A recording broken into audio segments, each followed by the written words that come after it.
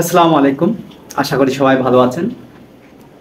আপনারা জানেন যে সম্প্রতি যেই ফেনী অঞ্চল সহ ফেনী, কুমিল্লা সহ বিভিন্ন অঞ্চলে যে বন্যার সৃষ্টি হয়েছে, এই বন্যায় লক্ষ লক্ষ মানুষ পানিবন্দী হয়ে গেছে এবং সারা দেশের মানুষ যেভাবে এগিয়ে এসেছে, সারা দেশের মানুষ যেভাবে বন্যার্তদের জন্য টাকা কালেকশন করতেছে এবং তাদের সহযোগিতার জন্য পাঠিয়েছে, এটাকে অত্যন্ত ইতিবাচক দিক হিসেবে দেখলেও আমি আজকে এর খুব একটা খারাপ দিক তুলে ধরছি, যেটা অত্যন্ত নিন্দনীয় এবং বর্জনীয়।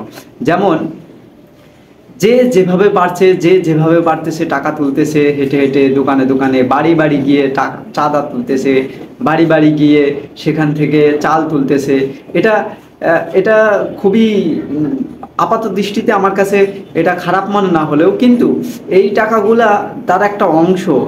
এখান তারা এই টাকাগুলা বা এই ত্রাণ সামগ্রীগুলার একটা অংশ কিছু কিছু হিপোক্রেট প্রজন্ম বা কিছু হিপোক্রেট যুব সমাজ, তাদের উপরে আমি দিতে চাই। কারণ তারা এটা নিয়ে অনেকটা পিকনিকের মতো করে আয়োজন করতেছে, যেটা তারা মনে হচ্ছে যে ভ্যানিস শহরে ঘুরতেছে, ইতালির ভ্যানিস শহরে ঘুরতেছে, অথবা তারা কোনো বন্যা দুর্গত এলাকায় ভ্রমণ করতেছে।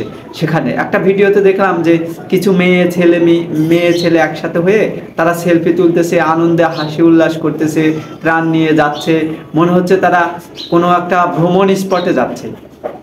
এটা খুবই নিন্দনীয় কাজ। এবং আরও এমন অনেকেই আছে, এটা তো একটা তাদের ছবি ভাইরাল হওয়ার কারণে এটা আমাদের সামনে এসেছে, এরকম আরও অনেক ঘটনা আছে যেটা আমাদের সামনে আসতেছে না। এই সবগুলো অত্যন্ত নিন্দনীয় এবং খুবই দৃষ্টিকটু।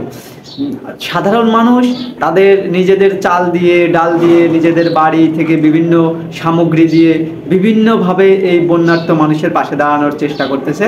তো যখন তাদের পরিচিত কোনো রিলেটিভ অথবা পরিচিত কেউ যাচ্ছে, তারা তাদেরকে সেই দিচ্ছে, বিশ্বাস করতেছে। এটা হচ্ছে লোকাল এলাকার কথা বললাম। আর ঢাকাতে যারা আছে এরা ম্যাক্সিমামই আসুন্না ফাউন্ডেশন কিংবা টিএসসিতে গিয়ে তারা এটা দেয়। কিন্তু গ্রাম অঞ্চলে বা জেলা শহরগুলোতে তাদের বেশিরভাগ এলাকাতেই দোকানে দোকানে, বাজারে বাজারে সেখানকার স্থানীয় যুব সমাজ যে কালেকশন করতেছে। যারা কালেকশন করতেছে তাদের প্রতি আমাদের বিনীত অনুরোধ থাকবে, আপনারা এই টাকাগুলো হয় সেনাবাহিনীর ফান্ডে জমা দিন, অথবা আসুন্না ফাউন্ডেশনে জমা দিন, অথবা বৈষম্য বিরোধী ছাত্র আন্দোলনের ব্যানারে যারা টাকা কালেকশন করতেছে সেখানে আপনারা এগুলো জমা দিন। তাছাড়াও আপনাদের পছন্দ মতো অথবা নির্ভরযোগ্য যে রাজনৈতিক দল আছে, যেমন আমাদের গণ অধিকার পরিষদের পক্ষ থেকে যারা আছেন, তারা গণ অধিকার পরিষদের ত্রাণ সামগ্রীতে দিতে পারেন। সেখান থেকেও একটা টিম, 2-3টা টিম গিয়েছে, তারা সেখানে সাহায্য করতেছে।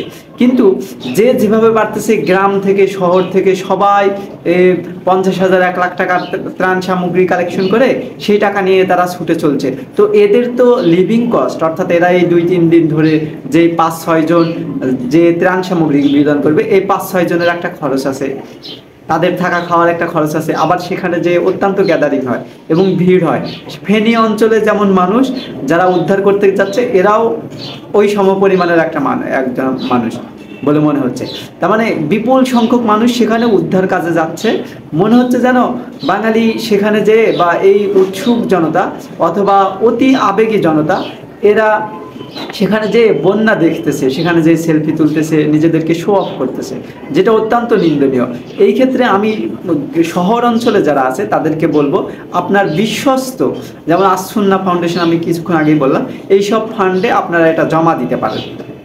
তাহলে এই সব ফান্ডের এরা যে সমস্ত লোকদেরকে পাঠাবে, এরা অভিজ্ঞতা সম্পন্ন, এরা বিভিন্ন রেস্কিউ টিম এবং তাদের সাথে সেনাবাহিনী যোগাযোগ করে যাচ্ছে এবং এদের ভিতরে ডিসিপ্লিন আছে। কিন্তু আপনি হুট করে গ্রাম থেকে কয়েকজন মানুষ একটা ট্রাক ভাড়া করে সেখানে চলে গেলেন, আপনি তো কোনো আগামাথা কিছু খুঁজে পাবেন না। কাজেই আপনাদেরকে আমাদের অনুরোধ থাকবে, এই ফেনী বা এই বন্যা দুর্গত এলাকাটাকে পিকনিক স্পট না বানিয়ে আপনারা আপনাদের যেই সাহায্য বা ত্রাণ সামগ্রী কালেকশন করেছেন সেটা কোনো ট্রাস্টেড ফান্ডে জমা দিন, তারা তাদের মাধ্যমে দিয়ে দিবে।